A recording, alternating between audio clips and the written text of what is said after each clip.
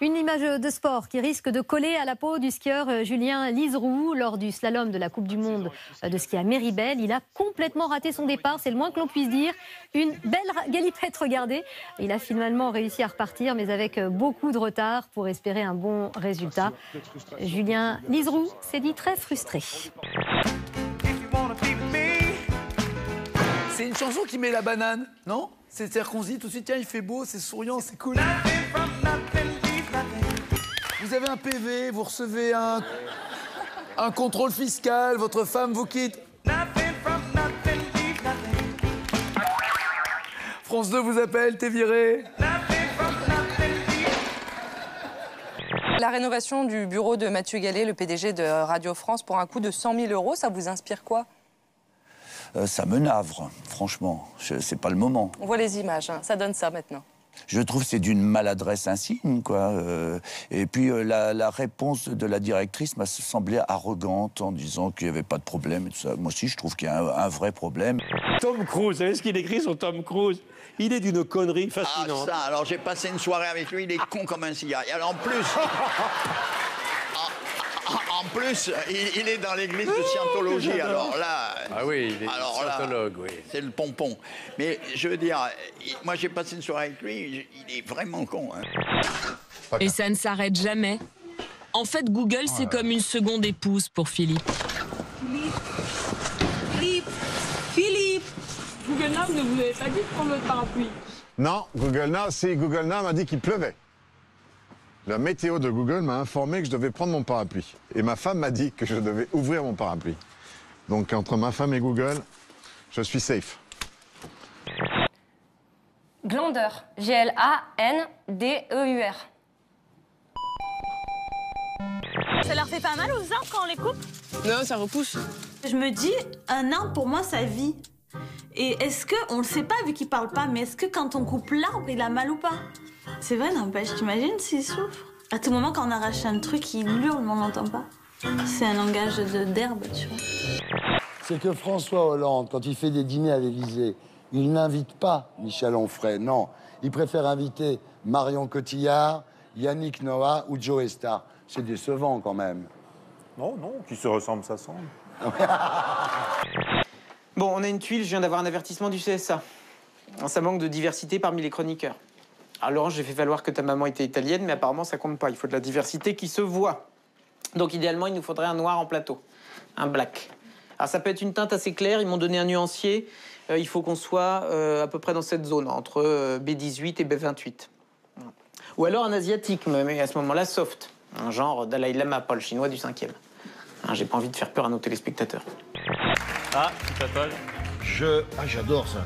Je préfère me battre pour mes idées, mes convictions, que les laisser dans l'oubli et la différence. Jolie phrase. À 88 ans, ce fils de paysan a déjà passé plus d'un demi-siècle à construire de ses mains une cathédrale.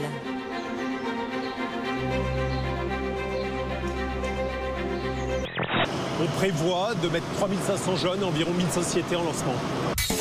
Et quand ce sera fini, voilà le résultat. Le parrain du numérique français va loger ici 1000 startups qui l'aidera à se lancer et à se développer. Leurs bureaux seront au cœur d'une petite ville, avec des bars et des restaurants ouverts 24 heures sur 24. Il existe déjà des incubateurs en France, mais aucun n'a l'ampleur de celui-ci. Niel a même voulu qu'il soit le plus grand de la planète. Depuis que je suis petit, j'ai fait beaucoup pour l'Église. J'aime l'Église. Je fais tout pour le Créateur, car il mérite tout. Pour le Créateur, je fais des choses immenses.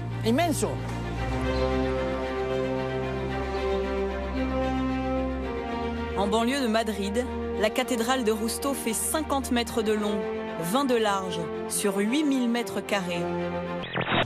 Je te débarbouille un peu le visage. Ça tourne un peu la tête, c'est ça? Ouais. Respire bien. C'est comme si j'avais tourné... Bah oui, ça c'est le petit gaz, d'accord? Tu restes un petit peu allongé, après tu pourras te lever. D'accord, Irène? Très bien, mais t'es super courageuse. T'as même pas eu mal, Irène? Non. Si, il a piqué des moustaches. Quand on a accepté le dossier, on savait que la petite avait une tétralogie de Fallot, c'est-à-dire un problème de plomberie au niveau du cœur. Le sang ne circule pas bien, il y a des artères et des veines qui ne sont pas branchées aux bons endroits. Donc l'oxygène ne passe pas bien dans le corps. Puis à 10 mois, ils lui ont fait l'opération complète, c'est-à-dire qu'ils ont branché la tuyauterie où ce qu'il faut. C'était vraiment une question de vie ou de mort. Donne-moi ta main, prends une capote. Faut se protéger toute la nuit. Il faut y penser, le dire à ses potes. Mais oui, protège ton zizi. On va s'amuser, ce soir peut-être. Faut bien chahuter, tous entre amis. Rien que d'y penser, j'en perds la tête. Il faut pas que t'oublies, protège ton pénis. Merci beaucoup, c'était merveilleux, vraiment. Tiffany a porté Max pendant 9 mois et c'est avec Noël qu'il repartira. Dans 2 jours, l'enfant à qui elle a donné la vie ne sera plus là. Comment Tiffany vivra-t-elle ses dernières heures avec lui? Et Noël, à 51 ans et célibataire, parviendra-t-il à prendre ses marques en tant que papa? Comment Tiffany supportera-t-elle la séparation? C'est un spectacle toujours aussi fascinant que de voir ainsi la lune venir masquer le soleil et la nuit tomber en pleine journée durant quelques minutes. Une nuit soudaine et très sombre, au point de devoir allumer les lumières.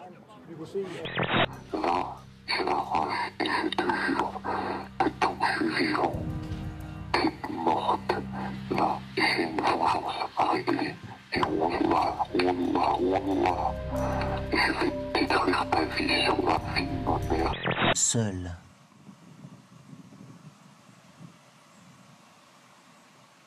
Dans cette chambre blanche où il s'enfermait parfois des journées entières. La lunette d'Austerlitz à portée de la main, les persiennes à l'horizon, et au-delà, quoi?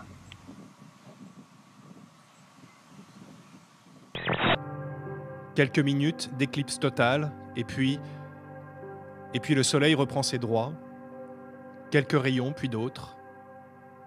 2 minutes 30 après avoir disparu, le jour est enfin revenu.